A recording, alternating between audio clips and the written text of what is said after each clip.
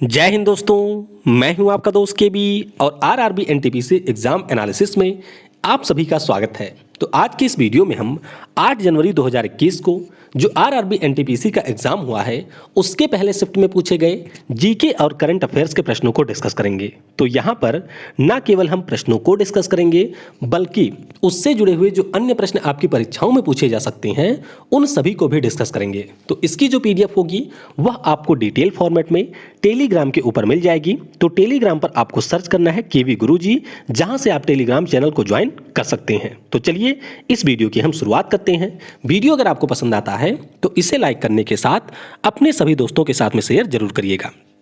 तो पहला प्रश्न पूछा गया था कि ऑस्ट्रेलिया देश की राजधानी क्या है। तो बहुत ही आसान सा प्रश्न था।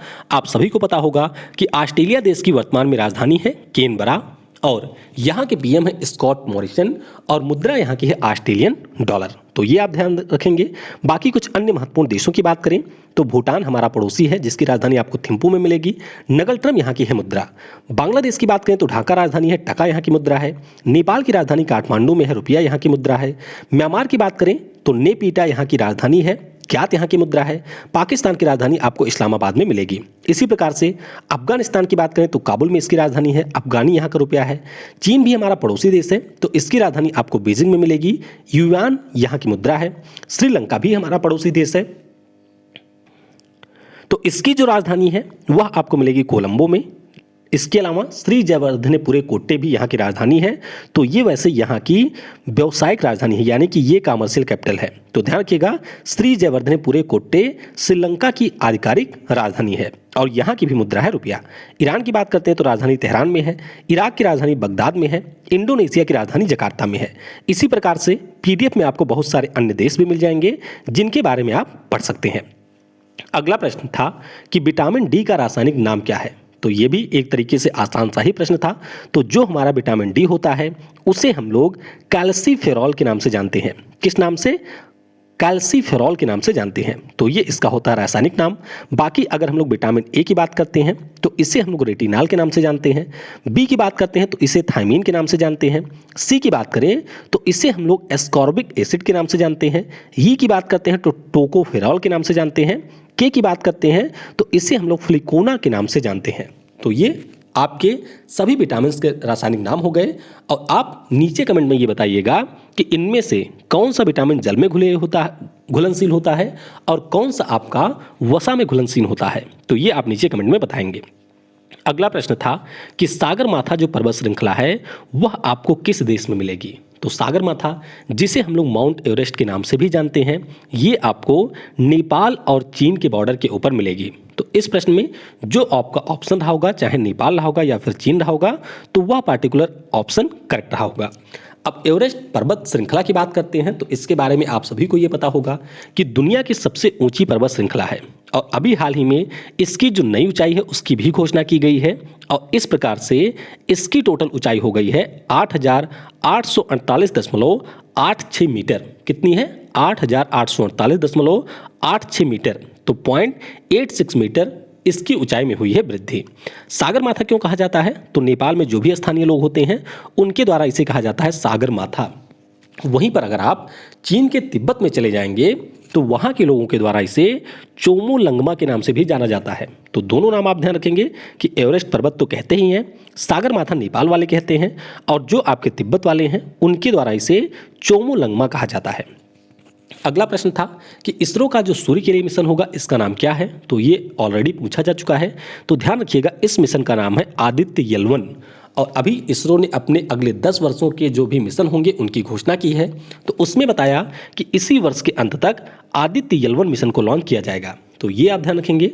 बाकी अगर हम लोग नासा की बात करते हैं जो कि अमेरिका की स्पेस एजेंसी है, तो उसके द्वारा सूर्य के लिए जो मिशन है उसका नाम है सोलर पार्कर प्रोब। क्या नाम है? Solar Parker probe. तो ये लॉन्च किया गया था नासा के द्वारा। अगला प्रश्न था कि 1857 में जो विद्रोह हुआ था उस समय भारत के गवर्नर कौन थे। तो उस समय गवर्नर थे चार्ल्स कैनिंग, जिन्हें हम लोग लॉर्ड कैनिंग के नाम से भी जानते हैं। क्या नाम था इनका? इनका नाम था चार्ल्स कैनिंग, जिन्हें हम लोग लॉर्ड कैनिंग के नाम से भी जानते हैं। और जब गवर्नर ऑफ इंडिया एक्ट 1958 वाला पारित हो गया था, तो उसके बाद में ये भारत के पहले गवर्नर जनरल ऑफ इंडिया भी बन गए थे। तो ये आप यहाँ से ध्यान रखेंगे कि चार्ल्स कैनिंग, जिन्हें हम लोग लॉर्ड कैनिंग के नाम से जानते हैं, वे 1857 में जो विद्रोह हुआ था हमारे यहाँ, उस समय भारत के गवर्नर थे। अगला प्रश्न था कि जो भारत की पहली ट्रेन है वह कहाँ से कहाँ तक चली थी। तो ये तो बिल्कुल आपको रटा हुआ होगा कि मुंबई से पुणे के बीच में ये चली थी 1853 में। कब? 1853 में 16 अप्रैल के दिन पहली ट्रेन चली थी। इसने कुल मिलाकर के 34 किलोमीटर की यात्रा तय की थी। और उस समय हमारे देश के गवर्नर कौन थे? तो वो थे आपके लॉर्ड डलहौजी। कौन थे? लॉर्ड डलहौजी। तो ये आप ध्यान रखेंगे। अगर आपसे ये पूछ लिया जाए कि जो हमारे देश की पहली हेरिटेज ट्रेन थी वह कब चली थी और इसका नाम क्या था, तो इसका नाम था फेरी क्वीन। क्या नाम था? फेरी क्वीन इसका नाम था। और ये 1855 में ब्रिटेन की कंपनी किटसन के द्वारा बनाई गई थी। तो ये आप यहाँ पर ध्यान रखेंगे। उसके अलावा अगर भारत की पहली आधिकारिक टॉय ट्रेन की बात करते हैं तो ये आपकी चली थी 1881 में। तो इसके बारे में भी आपको थोड़ा सा याद रखना है। अगला प्रश्न, जो कि कह सकते हैं कि आसान ही प्रश्न था, कि अंशुला कांत किस अंतर्राष्ट्रीय बैंक की मैनेजिंग डायरेक्टर है। तो पिछले साल इनकी नियुक्ति हुई थी जो हमारा विश्व बैंक समूह है उसके प्रबंध निदेशक के रूप में। लेकिन कुछ बच्चों ने यहाँ पर यह भी बताया कि प्रश्न में ये पूछा गया था कि जो वर्तमान में विश्व बैंक की एमडी हैं अंशुला कांत जी, वे इसके पहले भारत के किस बैंक की एमडी थी। तो ये एमडी थी आपके स्टेट बैंक ऑफ इंडिया की। तो ध्यान रखिएगा, स्टेट बैंक ऑफ इंडिया की पूर्व प्रबंध निदेशक थी अंशुला कांत जी, और इस समय ये विश्व बैंक समूह की एमडी हैं।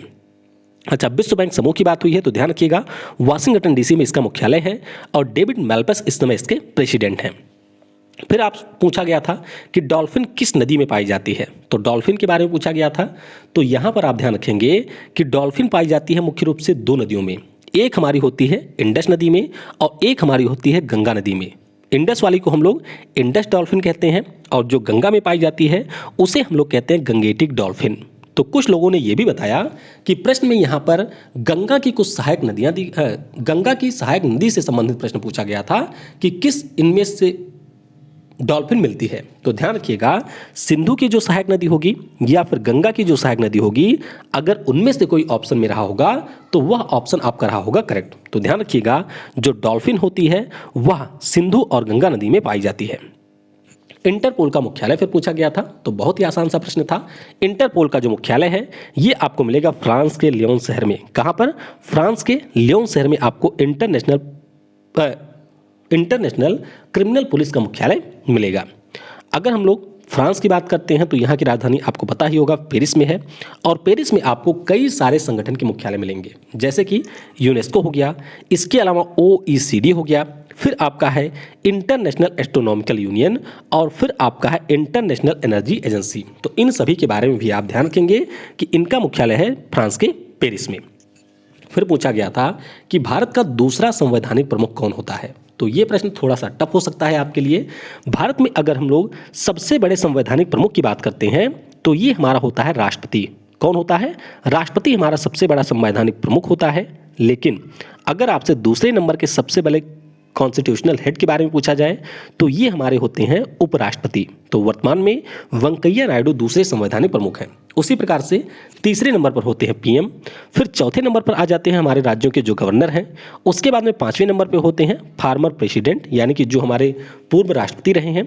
छठे नंबर उसके बाद में एक 5th A का भी क्लॉज है, तो जो हमारे डिप्टी प्राइम मिनिस्टर होते हैं वह इसके ऊपर आते हैं पांचवें के अंतर्गत A में।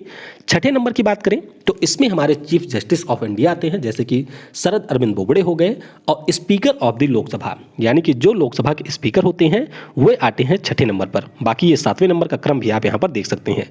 तो कम से कम इन 7 तक के बारे में आपको याद रखना है। अगला प्रश्न पूछा गया था कि जो क्लोरोफ्लोरोकार्बन होता है ये कौन उत्पादित करता है। तो ये उत्पादित करते हैं हमारे रेफ्रिजरेटर। तो बहुत ही आसान सा ये प्रश्न था। फिर पूछा गया था कि 2007 में जो T20 विश्व कप हुआ था उसमें विजेता देश कौन सा। तो ध्यान रखिएगा 2007 में जो T20 विश्व कप हुआ था पुरुषों वाला, ये आपका हुआ था दक्षिण अफ्रीका में, और इसमें विजेता देश रहा था हमारा देश भारत। हराया किसको था? तो भारत ने हराया था पाकिस्तान को। कुल मिलाकर के अभी तक 6 T20 वर्ल्ड कप हुए हैं। तो पहला हुआ था 2007 में, दूसरा हुआ था 2009 में इंग्लैंड में, इसे जीता था पाकिस्तान ने। फिर 2010 में ये हुआ वेस्ट इंडीज में और इसे जीता था इंग्लैंड ने। उसके बाद में 2012 में हुआ श्रीलंका में, इसे जीता वेस्ट इंडीज ने। बांग्लादेश में 2014 में हुआ था, इसमें श्रीलंका ने भारत को हरा दिया था। और 2016 में ये विश्व कप आपका हुआ था भारत में, जिसमें वेस्ट इंडीज की टीम रही थी विजयी। 2020 वाला जो विश्व कप है वह ऑस्ट्रेलिया में प्रस्तावित था, लेकिन कोविड-19 के कारण उसे टाल दिया गया है। तो 2020 वाला जो है वह अब 2022 में होगा ऑस्ट्रेलिया में। लेकिन आप ध्यान रखेंगे कि उससे पहले जो 2021 वाला विश्व कप है T20 का पुरुषों वाला, वो आपके भारत में एक बार फिर से आयोजित किया जाएगा। अगला प्रश्न जो कि काफ़ी ज़्यादा महत्वपूर्ण था कि भारतीय राष्ट्रीय ध्वज में जो इसकी लेंथ और ब्रेथ होती है उसका रेशियो कितना होता है, यानी कि लंबाई चौड़ाई का अनुपात कितना होता है। तो आसान सा प्रश्न था, 3:2, यानी कि 3:2 इनके बीच में रेशियो होता है। अब हम लोग आइए थोड़ा सा अपने राष्ट्रीय ध्वज के बारे में जान लेते हैं। तो हमारा जो राष्ट्रीय ध्वज है इसमें आपको सबसे ऊपर केसरिया रंग मिलेगा, बीच में है सफ़ेद और नीचे आपको गहरे हरे रंग की पट्टी मिलेगी। और ये जो तीनों हमारे पट्टियां होती हैं ये एक समान अनुपात में होती हैं। बीच में अगर हम लोग बात करते हैं तो यहाँ पर हमारा चक्र होता है जो कि नीले रंग का होता है। इसके अलावा अशोक की राजधानी और सारनाथ के शेर स्तंभ यहाँ पर बने हुए होते हैं। इसका जो हमारा व्यास होता है सफ़ेद पट्टी की वह चौड़ाई के बराबर होता है, जिसमें आपको 24 तीलियाँ देखने को मिलेंगी। तो ये आप ध्यान रखेंगे। बाकी आइए थोड़ा सा हम लोग अपने राष्ट्रीय ध्वज के इतिहासों के बारे में जान लेते हैं। हमारे देश का जो पहला राष्ट्रीय ध्वज था ये आप देख सकते हैं 1906 में इसे अपनाया गया था। क्या नाम था इसका? ये हमारा पहला राष्ट्रीय ध्वज था। दूसरे राष्ट्रीय ध्वज की बात करते हैं तो ये आपके लिए बहुत ही ज़्यादा महत्वपूर्ण है। इससे पहले प्रश्न ऑलरेडी एनटीपीसी में ही पूछा जा चुका है कि जो भीकाजी कामा थी इनके द्वारा जो जर्मनी में ध्वज फहराया गया था वह कब फहराया गया था? तो ध्यान रखिएगा 1907 में जो भीकाजी कामा के द्वारा, यानी कि जो मैडम हमारी कामा थी उनके द्वारा जो जर्मनी में ध्वज फहराया गया था वो आपका ये वाला था। इसी प्रकार से तीसरा ध्वज आता है 1917 में, फिर हमारा आता है ये वाला ध्वज 1921 में, फिर 1931 में और फाइनली 22 जुलाई 1947 को संविधान सभा के द्वारा इस ध्वज को मान्यता दी जाती है। तो इसके डिजाइनर कौन है? तो ये है पिंगली वेंकैया साहब। कौन है? पिंगली वेंकैया साहब इसके हैं डिजाइनर। अगला प्रश्न जो कि आसान ही था कि भारत के मुख्य न्यायाधीश कौन है? तो शरद अरविंद बोबड़े साहब वर्तमान में हमारे देश के मुख्य न्यायाधीश हैं। अगला प्रश्न फिर मुख्यालय से था कि ओपेक जो है इसका मुख्यालय कहाँ पर है? तो ओपेक का मुख्यालय आपको ऑस्ट्रिया देश की राजधानी वियना में मिलेगा। कहाँ पर? ऑस्ट्रिया की राजधानी वियना में आपको ओपेक का मुख्यालय मिलेगा। तो ये आप यहाँ पर ध्यान रखेंगे।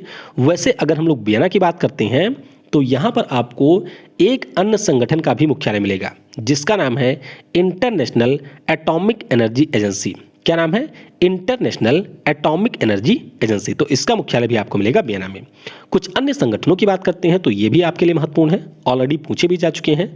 तो UNWTO का मुख्यालय आपको स्पेन के मैड्रिड में मिलेगा। UNFAO का मुख्यालय जो है ये आपको इटली के रोम में मिलेगा। सार्क का मुख्यालय आपको काठमांडू में मिलेगा। बिम्स्टेक का जो मुख्यालय है ये आपको ढाका में मिलेगा। आसियान का मुख्यालय आपको इंडोनेशिया की राजधानी जकार्ता में मिलेगा। जो संघाई कोऑपरेशन ऑर्गेनाइजेशन है इसका मुख्यालय आपको चीन की राजधानी बीजिंग में मिलेगा। और इंटरपोल वाला तो मैंने आपको शुरुआत में ही बता दिया था। अगला प्रश्न पूछा गया था कि भारतीय उद्योग परिसंघ के अध्यक्ष कौन है? तो पिछले साल ही इसके नए अध्यक्ष बने थे जिनका नाम है उदय कोटक।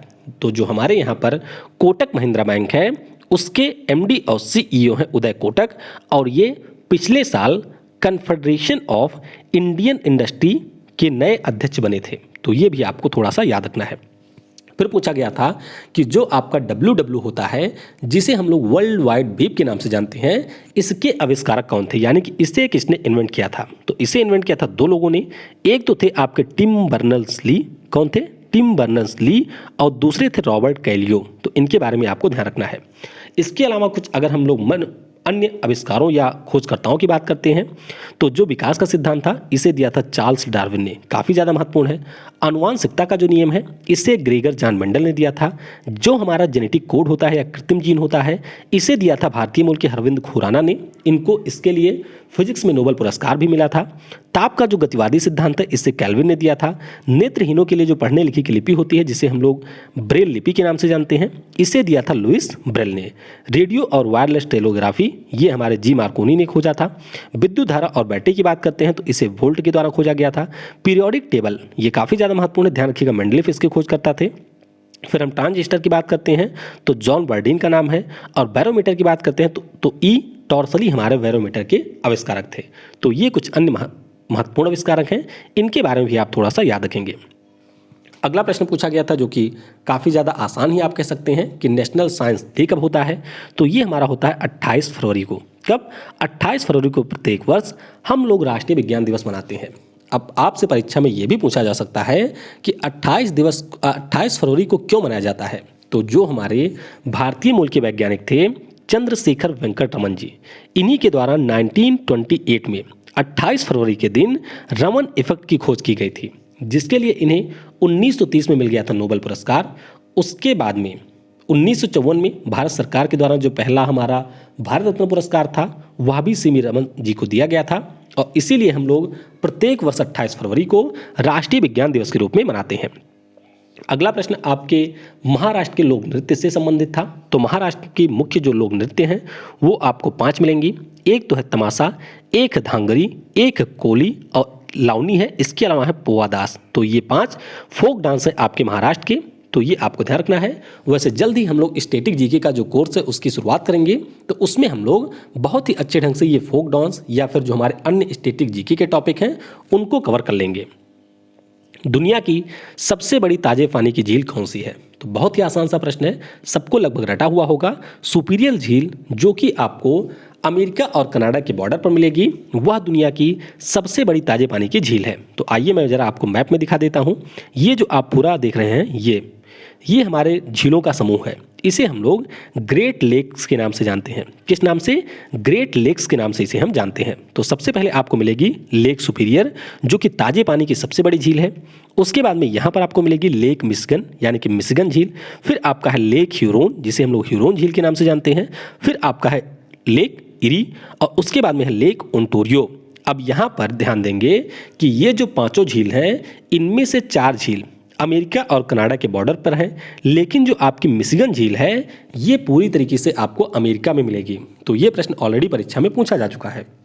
ओंटारियो जो नदी है ओंटारियो जो झील है इससे एक नदी निकलती है जिसका नाम है सेंट लॉरेंस नदी। तो ये आप ध्यान रखेंगे। और फिर यहाँ से जब आप थोड़ा सा आगे बढ़ जाएंगे तो आपको मिल जाएगी 49 डिग्री पैरेलल जो कि हमारे कनाडा और अमेरिका के बीच में सीमा बनाती है। तो ये भी आपको यहाँ से याद रखना है। अगला प्रश्न पूछा गया था कि जो नाट्य शास्त्र नाम की पुस्तक है इसके लेखक कौन है? तो इसके लेखक शायद हैं भारत मुनि। कौन है? भारत मुनि इसके हैं लेखक। अगला प्रश्न था कि फोरट्रैन का फुल फॉर्म क्या है? तो ये हमारे कंप्यूटर की एक भाषा होती है जिसका पूरा नाम है फार्मूला ट्रांसलेशन। क्या नाम है? फार्मूला ट्रांसलेशन इसका पूरा नाम है। कंप्यूटर पर कार्य करते समय जो हमारा टेम्पोररी डाटा होता है वह किस फॉर्म में संग्रहित होता है? यानी कि आपने देखा होगा कैच मेमोरी के बारे में कि ये हमारा होता है कैश मेमोरी का उपयोग बहुत सारी जो हमारी वेबसाइट हैं उनके द्वारा भी किया जाता है। और जब आप वेबसाइट के ऊपर विजिट करते हैं तो वहाँ पर आपसे एक नोटिफिकेशन में पूछा भी जाता है कि क्या आप कैश मेमोरी के लिए अनुमति देते हैं? तो ये हमारी होती है कैश मेमोरी। तो इसके बारे में भी आप याद रखेंगे। तो इस तरीके से हमने जो भी महत्वपूर्ण प्रश्न मिले थे उनके बारे में डिस्कस कर लिया है। बाकी पहले शिफ्ट के जो प्रश्न हैं इसके अलावा जो हमारे दूसरे शिफ्ट के प्रश्न होंगे उनको हम लोग आज रात तक या फिर कल सुबह के वीडियो में डिस्कस कर लेंगे। तो वीडियो को समय देने के लिए आप सभी को बहुत बहुत धन्यवाद। Thanks for watching. जय हिंद, जय भारत और सबसे जरूरी, पढ़ेगा भारत तो बढ़ेगा भारत।